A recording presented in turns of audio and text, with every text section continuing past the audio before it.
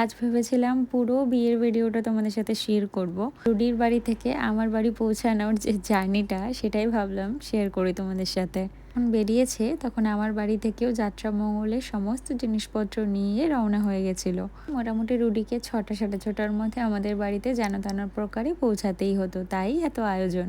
জানো তো, আমরা দুজনেই চেয়েছিলাম প্রত্যেকটা মানুষ যেন আমাদের এই মুহূর্তটার একটা চরম সাক্ষী হয়ে থাকতে পারে, তাই আমরা না 9টা, সাড়ে 9টা, 8টা, 10টা এরকম টাইমটা বাঁচতেই চাইনি। এখন বড়রা পঞ্জিকায় ডেট ফিক্সড করেছিল, আর সত্যি বলতে ভগবানের কৃপায় আমরা এই গোধূলি লগ্নটা পেয়েও গেছিলাম, তবে সেটা মাত্র 20 মিনিটের জন্য। তবে তোমরা তো এতদিন আমাদের প্রত্যেকটা ভিডিওতে দেখেইছো যে কত ঘোরাঘুরি করে, কত যুদ্ধ করে আমরা নিজেদের প্রত্যেকটা ড্রেস, প্রত্যেকটা জিনিস সিলেক্ট করে করে কিনেছি।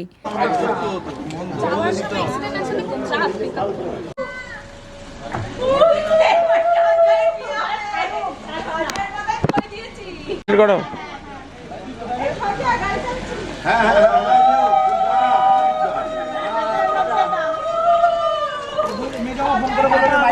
কল করো। পুরী তো বেরিয়েছে, চলো তবে আমরা ঘুরে দেখি আমার এই স্বপ্নপুরীটাকে আমি কেমন করে মনের মতো করে সাজিয়েছি। জানো তো, আমি ভেবেছিলাম আমার বিয়েতে আমি ঠিক মনের মতো করে আমার বাড়িটাকে সাজাবো। বাবা তো সারাক্ষণ ফুল দিয়ে বাড়িটাকে সাজিয়ে রাখতো, তাই ভেবেছিলাম বাবা নিজের হাতে সেই সাজানো বাগানটাকে এমনভাবে সাজাবো বাবার জন্য মনে না হয় সেই ফুল ছাড়া বাড়িটা পুরো অপূর্ণ। তবে এই একটা ব্যাপারে আমি একদম মাথা ঘামাইনি, সবটাই দাদার ওপর ছেড়ে দিয়েছিলাম, আর তার রেজাল্টটা দিয়ে এমন দুঃস্বপ্ন হবে আমি ভাবতেও পারিনি। আমি কিছু না বলে তোমরাই পুরো বাড়িটাকে একটু ঘুরে দেখো আর আমাকে কমেন্টে জানিও যে কেমন লাগছে।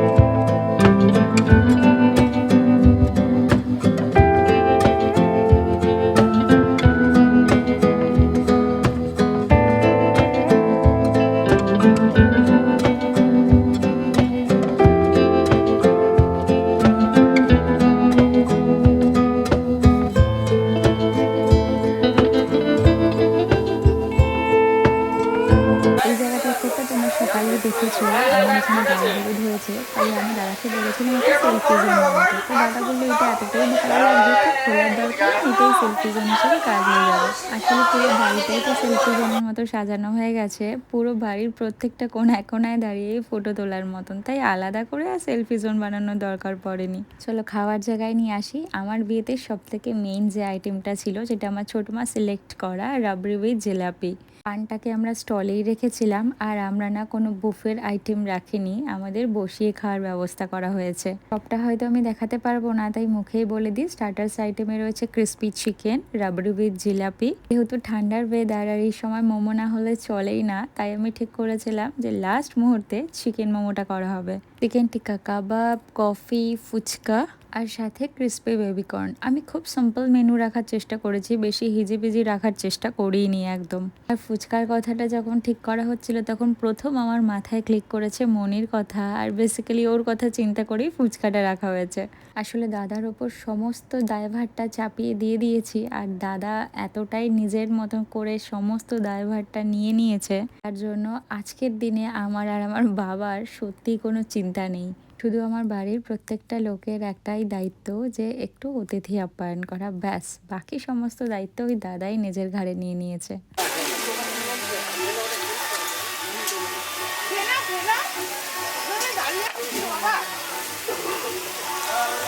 এই দুই ছোট ক্যান্ডিডেটকে দেখো, কি নির্দ্বিধায় দুজনে একদম মাস্তি করে ফুচকা খাচ্ছে। ছোট থেকে বড় প্রত্যেকটা মানুষের একটা আলাদাই আনন্দ আজকের দিনে। তবে জানো তো, ফুচকার গাড়িটা দেখে খুব মন খারাপ। যেই মানুষটার কথা চিন্তা করে ফুচকার আয়োজন, সেই মানুষটাই আমার বিয়েতে প্রেজেন্ট থাকতে পারবে না।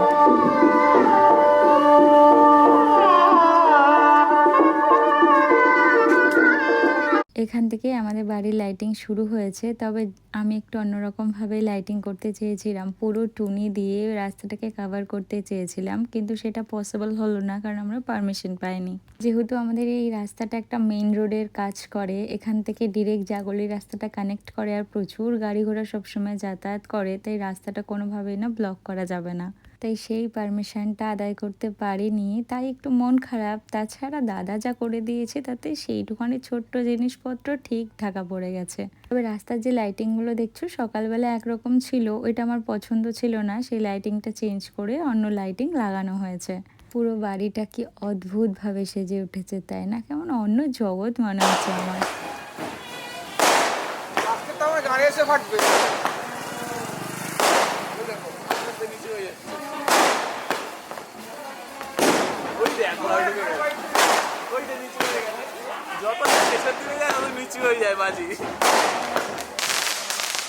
মালের বাজি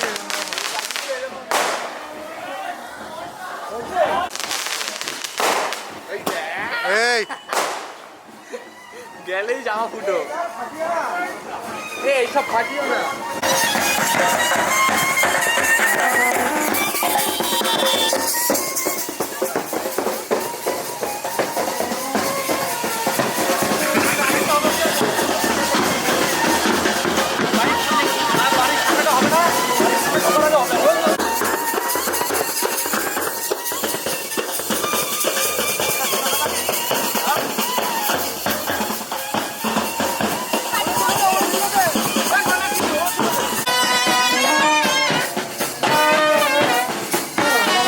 আরে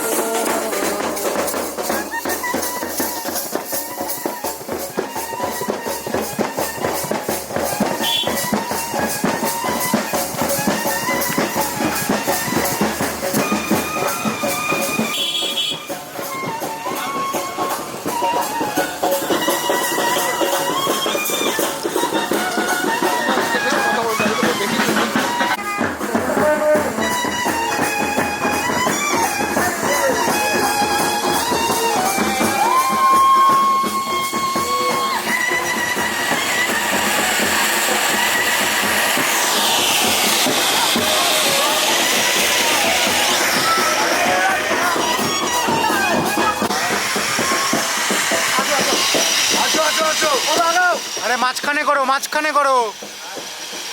দাদা দাদা দাদা সাইড দাও।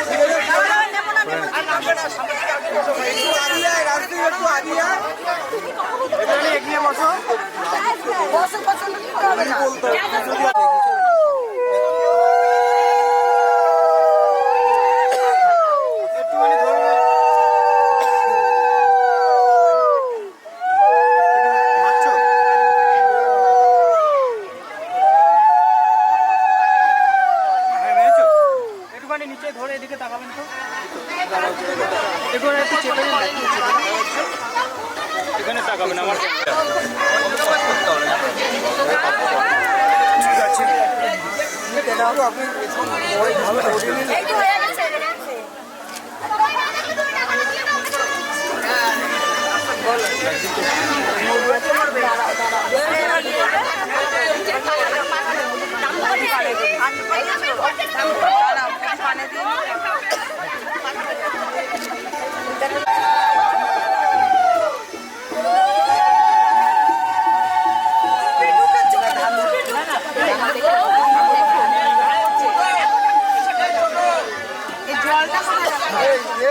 এই জলটা একটু ধরে দাও।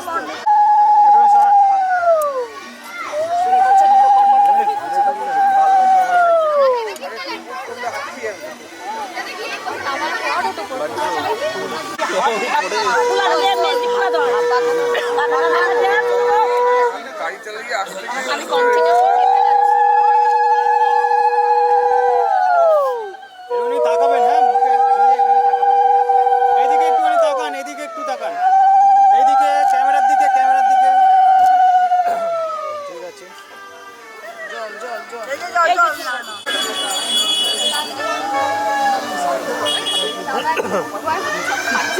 এদিকে ধরবেন তো একবার, এদিকে তাকান, এইদিকে একবার তাকান।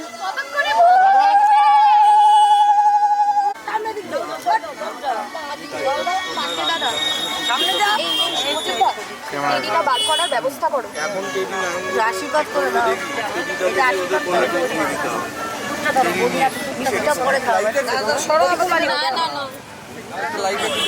ওই দিক দিয়ে করুন না, একটু চেপে।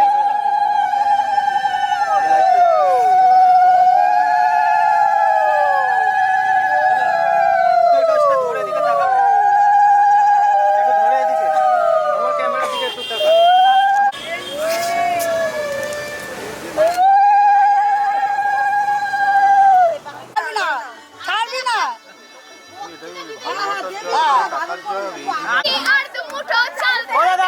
দাদা একটুখানি লাইট মারো না। এলো বাড়িতে একটা ও ননদি এলো বাড়িতে ভাই এ বাবা, ও তো নামাবে। ভাই এখন লাইট তো দেখি একটুখানি এই ভাই দাঁড়া, দেখি লাইটটা। আগে চুক্তিপত্র হবে, কত দেবে, কত আমরা এখানে আমরা সময় নষ্ট করতে চাই না, আমরা সময় নষ্ট করতে চাই না। আমরা কিন্তু অসংখ্যশালী, আমাদের মেকআপের খরচা আছে। এই ভাই কই রে, ভাই কই? পান্ডে দাদা ভাই এই বাবা,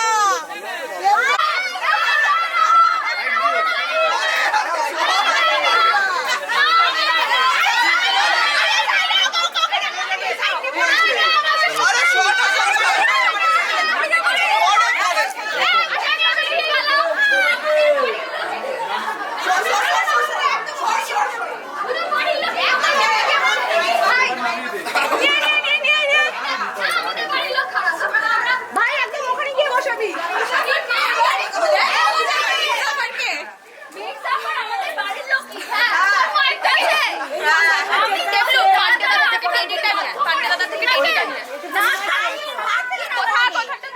শাড়ির কিন্তু অনেক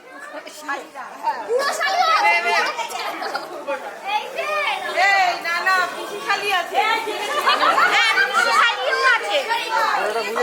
ভাই ওকে বসিয়ে দে, ওখানে বসিয়ে দে।